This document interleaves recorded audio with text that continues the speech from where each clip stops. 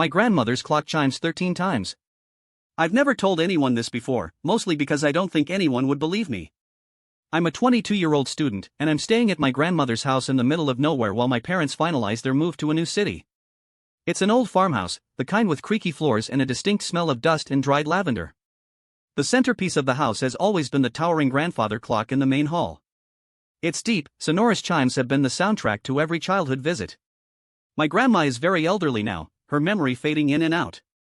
But one thing she never forgot was the rule about the clock. "It's a family heirloom, dear," she'd say, her eyes twinkling. "It keeps good time, but it's a bit peculiar.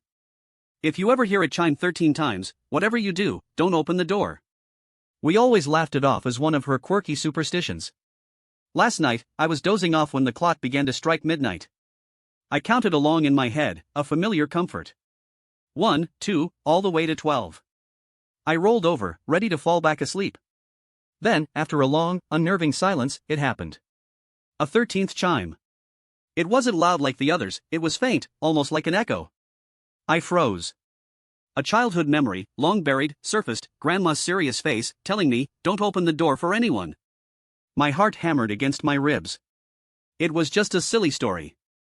But then I heard it. A soft, hesitant knock on my bedroom door. "Honey," a voice whispered. It sounded like my grandma, but thin and reedy. "I thought I heard you stirring. Can I come in?" I stayed completely silent, my eyes squeezed shut. The doorknob began to jiggle, slowly at first, then more insistently. I pulled the covers over my head, my breath catching in my throat. The knocking stopped. The house fell silent again, a heavy, waiting kind of silence that was worse than the noise. This morning, I crept downstairs. Grandma was in the kitchen, humming as she stirred a pot of oatmeal. She looked different. The deep-set lines around her eyes seemed softer, her posture a little straighter. She looked refreshed. She turned and gave me a bright, warm smile. "Good morning, sleepyhead. Did the old house settle well for you?" I nodded, unable to speak. As I walked past the grandfather clock, I noticed something I'd never seen before. Set into the wood, just above the face, were a series of small, inlaid silver initials.